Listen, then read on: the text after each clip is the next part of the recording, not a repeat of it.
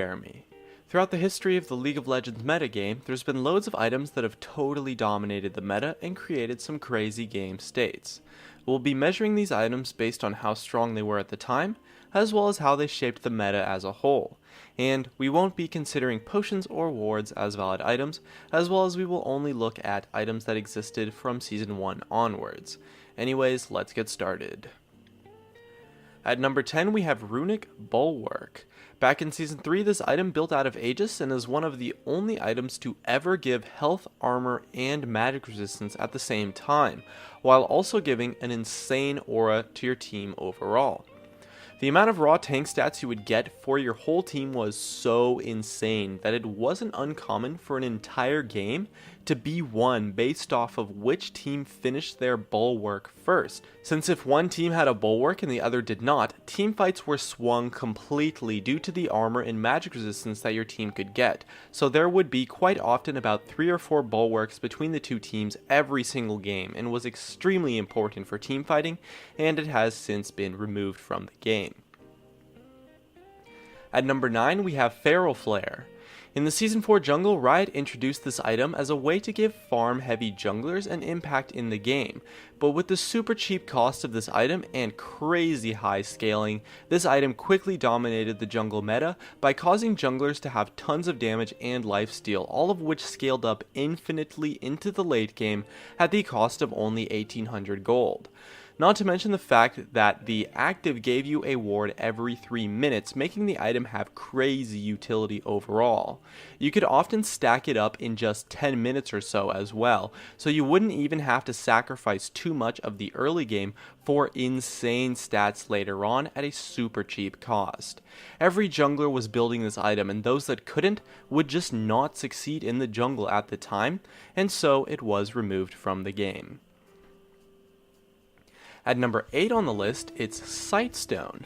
Although it may be a little underappreciated as an item since it's been around for so long, as soon as it was introduced, Sightstone completely dominated the support item meta and changed it for good, and became a must-buy on every support ever, as well as on a lot of junglers too throughout the years. You will quite easily place over 2,000 gold worth of wards from this item as the game goes on, and potentially even more depending on how long the game lasted. I would argue that Sightstone in its current state is the second most gold effective item of all time.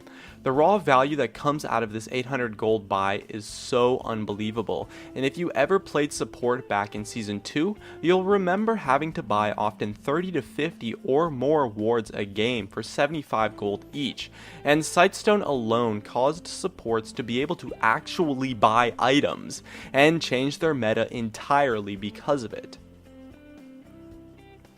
Next up for number 7 we have Relic Shield. When it was first released, the power of a double Relic Shield lane gave such a large amount of gold for the 2 players that for about a week or 2 until it got nerfed, junglers straight up did not exist in the game. The power of starting Relic Shield and having both laners share CS for each other single-handedly removed jungling from the meta at the time, since the gold value that Relic Shield gave was so powerful and gave the lane so much sustain and health that it became a ridiculously dominant strategy.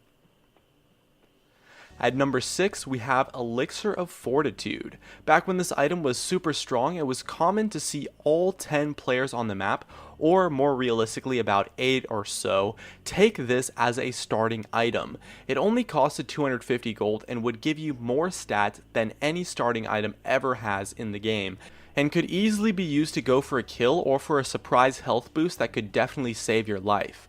It was not uncommon to see some champions buy this 5 or 6 times throughout the entire laning phase, and it caused the meta to be completely dominated by early game champions, since they could all in with this item so easily and really made any strong early game bully absolutely insane, and just impossible to lane against until their elixir ran out. And so even if you didn't couldn't win a fight with it, you could easily use it to gain a big enough CS advantage to purchase another one later on or to snowball the lane in your favor, and so the item has since been heavily nerfed. At number 5, we have Oracle's Elixir. This one's pretty interesting, but I rank it so highly since it had an extremely big strategical influence on the game. No one item in League has ever had the strategy revolve so heavily around it like Oracle's did. And with this item that gave you the full extent to clear any wards you wanted, it caused the entire game to be late game focused and have everyone play farm lanes, since junglers were so scary at the time, since they could clear any wards that they wanted to from the safety of their jungle with their Oracle's Elixir.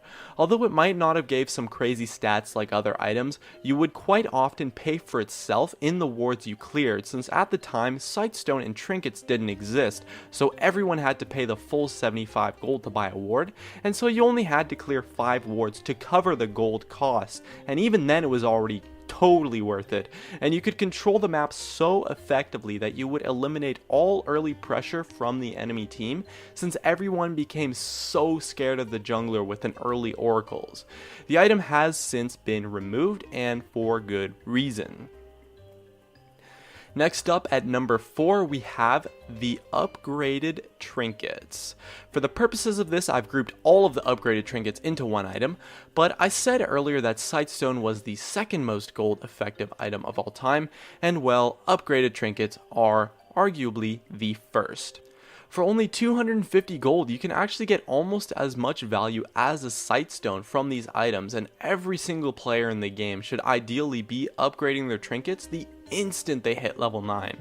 The value and utility an upgraded trinket gives is so ridiculously good, and it's so freaking cheap that it seriously shocks me how many people forget to upgrade them. At number 3, we have Blade of the Ruined King. A couple patches after this item was released, it got reworked into a monster of an item that was crazy powerful. The raw stats it gave were insane, and the active on it was changed to be so ridiculous.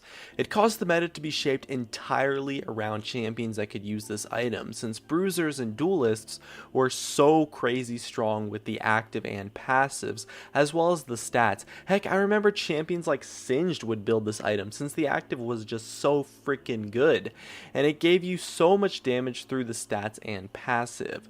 It became a must buy on all AD champions and was built on pretty much all top laners, junglers, and AD carries, as well as any AD mid laners. At number 2, we have Warmog's armor.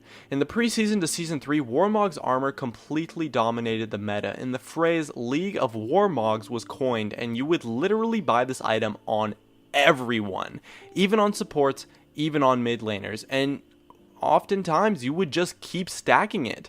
It was so incredibly cost effective and powerful and cheap that you could really fit it into anyone's build path, and although it took a little bit of a while to rise up due to some other items, this item completely dominated the meta and controlled everyone's item builds by making everyone ridiculously tanky.